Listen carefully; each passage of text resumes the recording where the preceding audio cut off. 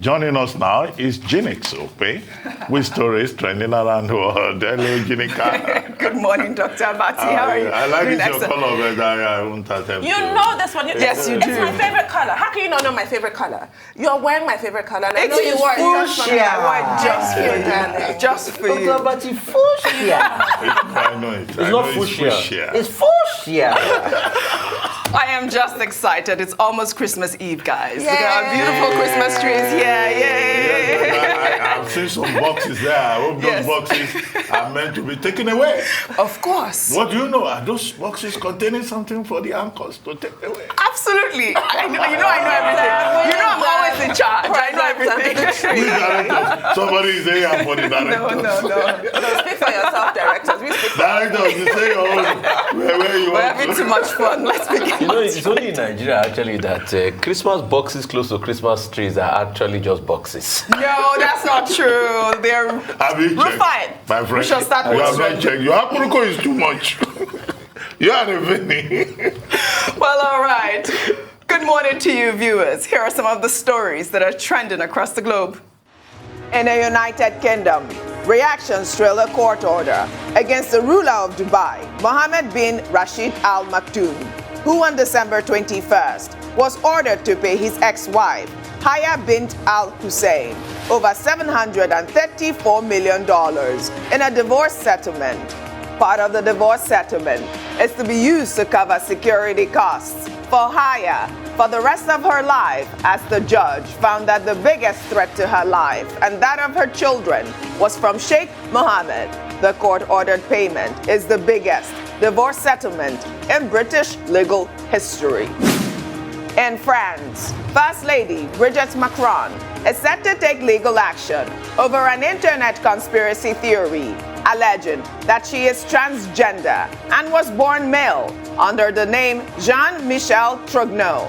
The French First Lady has been targeted on social media with the false claims after they were published on a far-right website in September, then circulated by conspiracy theorists. In Madagascar, General Said Gelé, the police minister who survived the helicopter crash on Monday, December 20th, has narrated how he swam for 12 hours to safety. The general was discovered in the water by a fisherman in a canoe who brought him to shore. Gelé said it was not his time to die.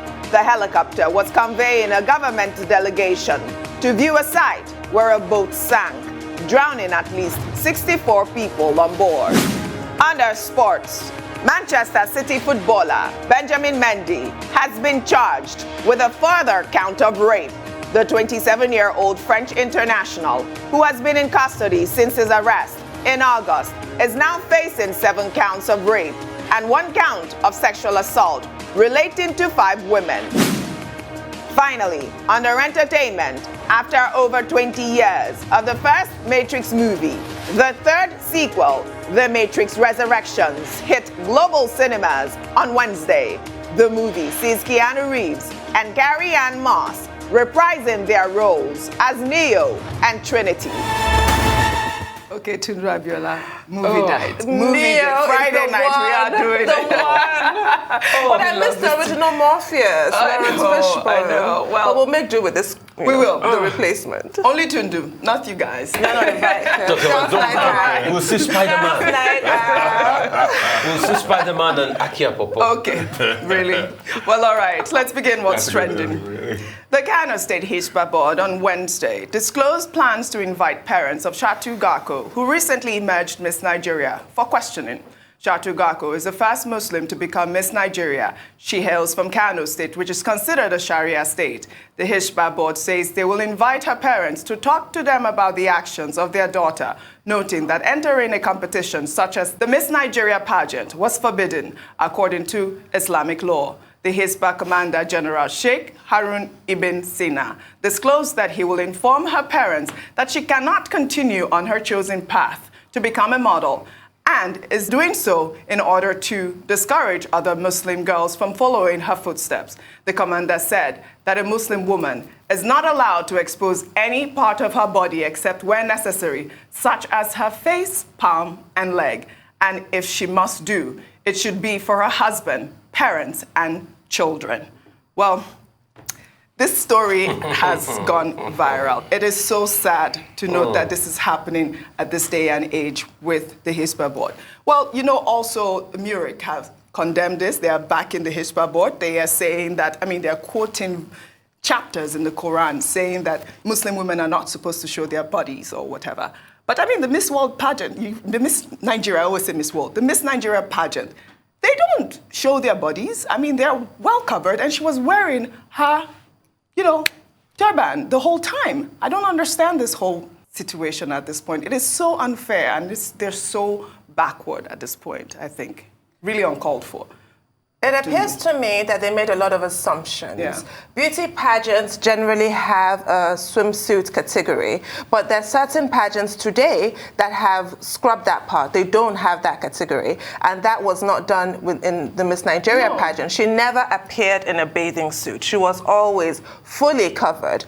And the other thing to note here is that this is coming on the heels, for me, I'm going to link the two stories, of the reaction in the Senate to the gender equality bill, and people citing their religion as why they're resisting the equality of men and women. Whereas the fact of the matter is that the countries that have the largest Muslim population in the world, Pakistan, Indonesia, Bangladesh, have had female heads of government. They've had female presidents. In Africa here, you have Tanzania, you have Senegal. Why are these people so insistent on dragging us back to the middle, just to the dark ages? And they're going to fail, frankly. I feel like this young woman, and anybody who wears a hijab, Muslim women wear hijabs for a few reasons, but they are a visual representation of their faith. And I think it's such a powerful symbol of inclusivity. You're showing here pictures of the UAE beauty contest. They have that in the UAE. Are you going to tell me that you, Hisbah and Murik, are more Catholic than the Pope? They're celebrating the beauty of Muslim women. What is wrong with that? And they're dressed decently, they're dressed modestly, in accordance to their religion, fully covered. And like I was saying, it's a powerful representation of the fact that a Muslim woman, in her full hijab, is symbol of modesty and beauty. I think she's a really positive influence, I find. She represented herself as a decently dressed Muslim woman. There's nothing wrong with what she did. Absolutely. I don't see why her parents are being invited. There was a supermodel called Halima Aden, who was the first supermodel to wear a hijab. And when she felt that the modeling industry was interfering with her faith, she dropped the modeling career. So these women are so committed. For you to be that devout as to wear a hijab, you are truly committed to your faith. And if your career tries to interfere with your faith, you pick the faith over the career. There's nothing wrong with this. Well, so Murik is also saying that the fact that even though she was wearing her hijab, the fact that she walked down the runway, having men look at her is a big problem as well. Well, the thing about this is that you don't know who understands what the Quran says and who does not understand it. And I think Tunu alluded to that when she said, look, in the Middle East, which is, you could say, the home of the Islamic religion, in Jordan, in UAE, in Saudi Arabia, they organize beauty pageants. You have Miss Universe, UAE, and women take part in this to celebrate, beauty and the distinction, the intelligence, of the Muslim woman. But here in Nigeria, you have persons who quote different aspects of the same holy book. And we are aware of only one holy book. We do not know whether there is a Kano version or there is a Kaduna version. There's only one universal, holy book. So, but in Nigeria, you find different interpretations. And that's why you are correct to say perhaps some people are more Catholic than the Pope. However, in this particular instance, there is a developing story. There's another member of the Kano Hisbah board who is saying that, well, nobody has been summoned. That the parents of Shato Gako have not been summoned. Because, well, we hope he's right. We hope that he's, stating the official position as different from the position of Sheikh Ibn-Sina. Sheikh Ibn-Sina is the Director General of the Hisbah Commission in Kano State. And this is not the first time that Sheikh Ibn-Sina will be putting his foot in his mouth. Not just on the issue of the beauty pageant, but also in the issue of, the sale of alcohol and other issues. And what he was quoted as saying is that Ms.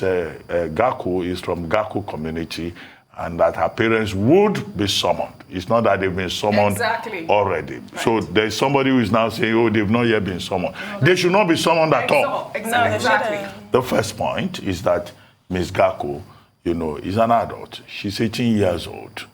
So the Constitution of Nigeria recognizes that once you are 18, you're an adult. You can make decisions of your own. So to say that her parents will be summoned is in the first place, misplaced. Totally. It's a violation of her rights as an adult. Second, we think that, her achievement is something that should be celebrated. Because when she won, she said one of her goals had been to show that, look, a Muslim woman too can win a beauty pageant. Yes. And that indeed, she thought that this was something she could do. So at a personal level, it's an achievement for her. It's a fulfillment of her aspiration. And the other day when we were talking about Yarinya and all of that, I was very glad that this has happened. She's been described in the papers as the first northern Nigerian woman to win the beauty pageant, but perhaps that is not true. Some people have said Grace Oyelude from Kwara State won it in 1956. In 1963, a certain Alice Ayekwe won. And then there have been persons from Benue State, Taraba, and Adamawa, including Binta Sukai, who have won the beauty pageant from the northern part of the country.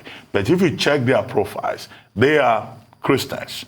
Maybe this is the first Muslim woman to win it. And I do not think that anybody on the basis of faith or religion should be discriminated against in terms of fulfilling their potentials. And the Constitution of Nigeria, Section 45 thereof, is very clear in this regard. So whether the Hisbah Commission in Kano has invited our parents or not, whether they are planning to do so or not, they should be reminded that they should not try it. And that a beauty pageant is an expression of fundamental human rights. And whether you are Muslim or you are a pagan, you should be allowed to express yourself within the confines of the law. Within the laws of Nigeria, Ms. Gaku has not violated any law. She beat 17 contestants on the 17th of December to emerge as Miss Nigeria. And we are happy. She has the beauty, she has the intelligence, she has the elegance. And I hope that these, people who are standing the doctrine on his head should focus more on her talent and her potentials. Absolutely. Well said, Dr. Abati. So, for me, invited, about to be invited, not invited, I think what she should be invited for is to be invited to be honored as a role model to other women in the North that are suffering repression. Yes. She's supposed to be the spokesperson to tell them it is possible. Because as a beauty queen, you use your position for advocacy. I don't know what pet project she has picked. The only thing she should be invited for is to honor her and put her on that pedestal. So they should reverse such invitation. And let us stop all of this. I know it's a very sensitive matter, so I don't want to go there when it comes to religion, and Hisbah and all of that. I can throw a lot of spanner in the wheels of their argument. It's just like you collecting my VAT money for drinking beer in Lagos, and you're destroying beer bottles. So if they say women should not open their clothes, please don't correct me if I have a lot of Middle Eastern friends, and they watch women do belly dancing in Saudi Arabia and some other parts. They do. So is that exempted? And that's cultural. But women do belly dancing in Saudi Arabia. So, please, that's just one of my rebuttals. And thirdly, we can't go this route again. We remember, after Agbani Darego won Miss World, the organizers wanted to bring the pageantry to Nigeria. Remember what happened? Yes, we remember that. And it set us back. No, we have to be all-inclusive. So if women are doing belly dancing in Saudi Arabia, I mean, what is going on here? And the ground norm, like you stated, Dr. Abati, is the national constitution, federal constitution of this country. So our lawyers should write to them And in fact, they should sue them for violating her fundamental human rights if she's invited. Because it's a violation of fundamental human rights, which abhors slavery of any form. Absolutely. You want to keep a woman in shackles? Rufai, you are talking about belly dancing and Tundu confirmed it. Is anybody organizing any belly dancing around Christmas? Dr. Adati, we shall take another story. I'm just No, curious. they're not. Nobody's organizing. Let's take another story. A trending video where a man was seen offering a group of police officers money after he was allegedly made to withdraw the funds from an ATM has attracted the attention of the Commissioner of Police of the Federal Capital Territory, Abuja. The video was recorded by an eyewitness who could be heard berating the officers. Let's take a look. That's the guy coming. That's the guy coming out from GT Bank. Yeah, this is GT Bank. GT Bank at area 11 Sahad. The guy on white.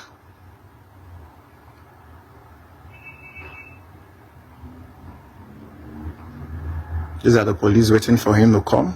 He's crossing the road. He's crossing the road. He's on his way back from GT to handle the money to them. This is Nigerian police for you. No wonder, I'm not surprised that someone make a comment against. Instead of doing the right thing, criminal head police, citizen head police. If you got head police, That's him going. it's only Watch him. Watch as he hand over the money to them. Only Satan that love them. That's him giving them the money. That's him giving them the money. That's him giving them the money. Oh my God. Well, there's been a swift reaction with this video. I believe 4 of the officers have been invited for, questioning, and they're, doing this investigation. But this is the Christmas season, and you can see these police officers are completely desperate. We were just talking about the upward review of their salary, 20%. 20%. These people are hungry. They will continue to do this. Tundu Abiola. Well, they can't, because if they do it, they're going to be, arrested as they've been done. They will be disciplined. So they cannot. That's not an excuse to extort people. For me, I'm glad that this has happened, and I also found it interesting in the statement given by the police force. They were asking whoever knows the gentleman in question who was extorted to come forward. So that suggests to me that even without an official complainant, the police is going to take action based on the surveillance video. That's very key. And it also stresses the need for surveillance. We've had so many CCTV projects, allocations have been made. We need eyes everywhere. Big Brother should be watching everybody, the Orwell one, mind you, not the TV disaster. The Orwell one, yes. I must stress. Yes, it's extremely important that we actually have eyes on everybody. If there was no surveillance, this would not be possible. Absolutely. All right, shall we take our final story? The Abia state government on Wednesday announced that it will prosecute masquerades caught harassing residents in the state. Well, in a statement released by the secretary to the state government, adequate measures are being put in place to ensure that lives and property of Abians are secured during the Yuletide period. The statement further urged residents to report any masquerades seen to be blocking roads and extorting motorists and individuals to security agencies, as they will face the full wrath of the law. I mean, what is going on here? So they want to take money from these masquerades at this point. Prosecute them for what? Oji, you know we Yorubas will say masquerades are around, they are from heaven. As that people from heaven collect bribe. This corruption has killed everybody in Nigeria. So they are obtaining people now. Why will masquerades be obtaining people? So to even show that this is what they do during the Christmas. No, they are not period. supposed to obtain people. They are for them. They're not obtaining. Traditionally, they're dancing and they're entertaining. They cleanse the land, they entertain us. And if out of your free will, you give them money, because they are not supposed to know no money in the first place. They are from heaven around. I'm not talking. Dr. Abati. Okay. This looks like a conflict between tradition and modernity. And I'm particularly surprised that out of all the issues they have in Abia State, with state security, with crime, with all the anxieties about whether Christmas can happen or not, that the only intelligent thing that can come from the office of the secretary to the state government is a concern about ancestral spirits. Now, part of the tragedy of the Nigerian situation is that we are not just dealing with the conflict between tradition and modernity. We are also dealing with a situation where, by the poverty crisis, the epidemic of empty pockets has been transformed to the extraterrestrial regime, whereby ancestral spirits are also coming to set up toll gates and checkpoints like the police, and also collect money from people. But I don't think that should be the priority for the state government. Ordinarily, when these masquerades appear, you know, they provide entertainment, they serve traditional, spiritual purposes. But we have seen pictures of masquerades in some parts of the country collecting numbers from beautiful girls and booking, you know, trying to date the living. So this is part of the extent of the problem that we have in this society. However, I don't think this should be a priority for the Abia state government this time. It will be enough for the Abia state government, the relevant office, to liaise with the communities behind these masquerades, because these masquerades don't always come out like that. You know, they are tied to festivals, they are tied to seasons, there are people who manage them. This can be handled at another level, other than the SSG. Is that an idle office in Abia State? You know, the man who is in charge of that office, he doesn't have important things to do. He doesn't have important memos to worry about, you know. But these masquerades too should also control themselves. They should stop behaving like the Nigerian police. I have never heard of and they should stop taking numbers from beautiful girls. And I also wonder sometimes, who are these Nigerian girls who are not okay with the living and are also collecting phone numbers from masquerades? Yes. You have not seen it? I'm not making it up. This is a fact. Yes. As far as I'm concerned. And you have not seen masquerades dancing Yawuze? Yes. Do they dance Yawuze and this thing? No, but the point that you made about them acting like the police is true. If you see the police doing it, you decide, oh, let me have a go. Because the police do it because they wear a uniform. That's a symbol of authority. And you as a masquerade, you wear your costume. That's your authority. So you just stand on the street and harass other people. Whatever not. We even hear that masquerades play betting. But have you tried seeing them crossing the expressway? This is the problem with corruption. Something new always comes out of Nigeria, not just Africa. Oh dear. As a Pliny the Elder said centuries ago. Thank you. Thank you guys. Thank you so much. That's all I have for you on What's Trending today. I'll see you tomorrow.